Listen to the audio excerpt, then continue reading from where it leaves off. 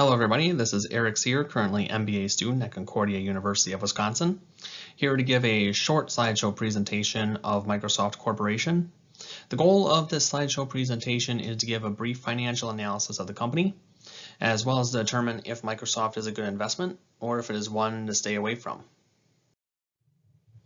One of the best ways to determine if a company is a good investment is to just take a look at the company's financial statements and analyze it.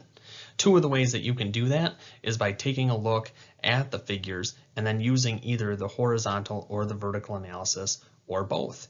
In this case, for all intents and purposes, we are just going to take a look at Microsoft's balance sheet and income statement information and crunch them down using the horizontal and vertical analysis. Here, using the horizontal analysis, we see that there is an increase in cash by 17.7% comparing 2016 to 2017. There is an 8.3% increase in Microsoft's accounts receivable account. There is a 29.7% decrease in accounts payable.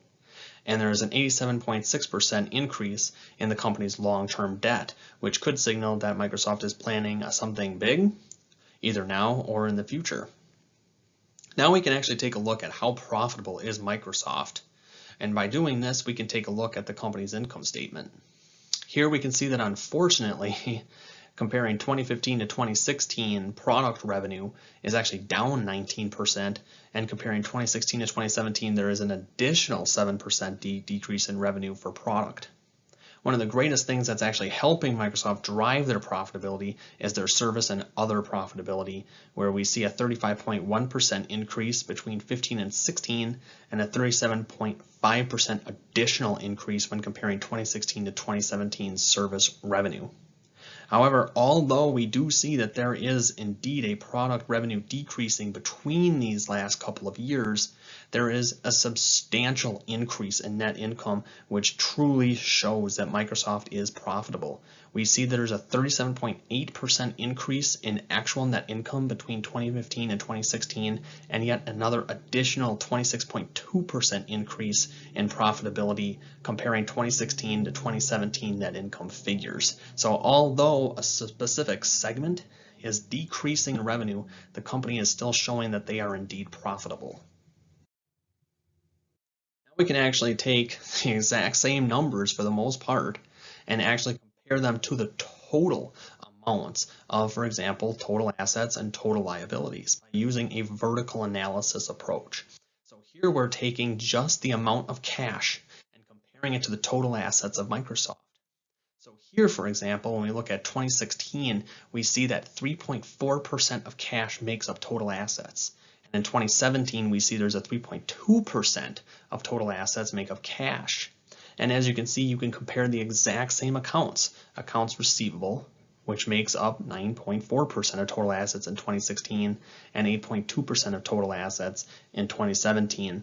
And like I said, you can compare all the other accounts the exact same way. Here we can take a look at our total liabilities and compare it to accounts payable and long-term debt. In 2017, accounts payable made up 5.4% of total liabilities in 2017, and long-term debt ended up making up a whopping 45.1% of total liabilities for Microsoft in 2017. Now we can actually take a look at the income statement and do the exact same thing, total revenue, comparing to the different kind of segments that Microsoft has. For example, product revenue in 2016 made up 72.1% of Microsoft's revenue, and then 63.6% of total Microsoft's revenue in 2017. Now, if you can go back to the last slide, you would understand that indeed we pointed out that Microsoft's product revenue is decreasing. Well, when we take a look at this, that's actually in a sense kind of scary, because their product revenue is generating 72.1% and 63.6% of their revenue, and it's decreasing in its potential sales. And we take a look at the service, and that is actually making up almost over a quarter of the actual company's actual revenue generation. So even though we are seeing a decrease in that product revenue and it's making up that specific amount of the actual company's overall revenue, that service revenue is actually really helping out the company in the end. Now we can actually take a look at the actual ratios. In this example, the current ratio. The current ratio basically says how fast can the company take their assets and turn it into actual physical cash. When we take a look at this, Microsoft has a very good chance of paying and meeting their short-term liabilities, especially in 2016. 2017, we're seeing that this is increasing just by a few cents, but it's up to 2.48%, which shows that indeed Microsoft can meet their current liabilities. We can take a look at the company's quick ratio, which basically shows how much of their current liabilities are actually covered by cash. When we take a look at 2017, we see $2.37, which means that for every $2.37 that Microsoft brings into the company, $1 of it can be used to cover the company's current liabilities. As a result, this is a very good sign that Microsoft is actually a very liquid company. We can also take a look at the total debt to total assets, which is commonly known as the leverage ratio. So this basically shows how many of the assets are covered by debt. So as you can see here, there is a very low leverage ratio. And even though it increased a little bit, it's really not much of a ratio in this case to actually get too worked up about, for Microsoft to actually find itself in a very low financial risk with the actual numbers that it's reporting. Here we can actually jump to total debt to equity, which basically shows financing from creditors and investors to equity. Here in 2016, we can actually see there's a very high financing, which from what we've already seen from the other ratios, we already can determine that Microsoft can actually meet their obligations. But when you're actually using this 2016 figure, it looks like they're not. But when you look at 2017, there's low financing. They're not taking as much money from investors and creditors. So they actually may not be taking advantage of specific awards, but in this case, I really wouldn't find that too much of a problem for a company in this stature. Here we can actually look at their actual interest coverage and basically can they meet their debt interest expenses. So basically at this, with a 1.5 ratio or lower, it would put the company's interest obligations as questionable. Well, as you can see, Microsoft isn't even close to that 1.5 ratio or lower. Even though it dropped significantly in 2017, there definitely does not seem to be any kind of financial risk concerns. And it definitely looks like Microsoft has the ability to meet all interest expense obligations either now or in the future.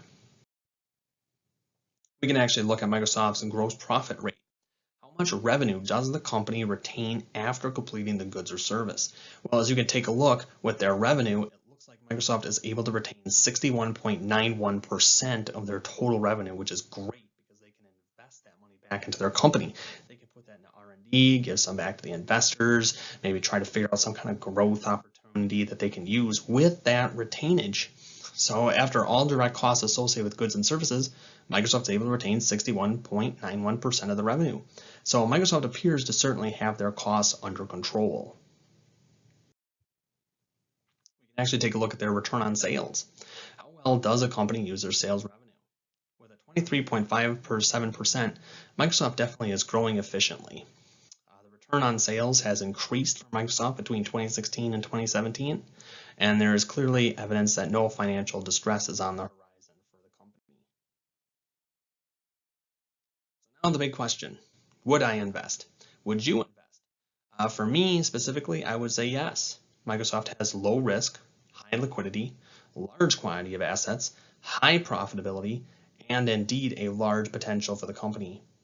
Microsoft has around $90 billion in revenue in 2017, and out of that $90 billion, $22.3 billion was just in operating revenue alone. They have billions of dollars of cash on hand, roughly around $120 billion. Their cloud-based programming actually ended up generating $18.9 billion in 2017, which is up 56% compared to 2016. A 19.69% in return on sales in 2016 to 23.45% in 2017. They have continuing expansions in segment margins with video games, tablets, and other software. Microsoft R&D is actually planning to move ahead on their VR market with Acer, HP, Lenovo, and Dell. And they are actually moving forward with plans to put Microsoft apps on cellular devices. And one of the greatest news for current investors and potentially investors who are planning on getting into investing in Microsoft is there is a prediction in 3 years their dividend growth will be from $2.10 to $2.15 per share, which is great news if you're planning on actually retaining or actually trying to sell off.